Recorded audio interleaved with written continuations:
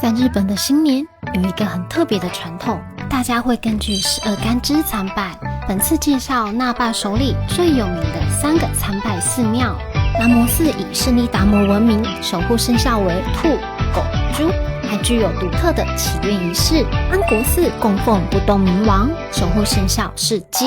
观音寺供奉观世音菩萨，守护生肖为鼠、牛、虎、龙、马、蛇。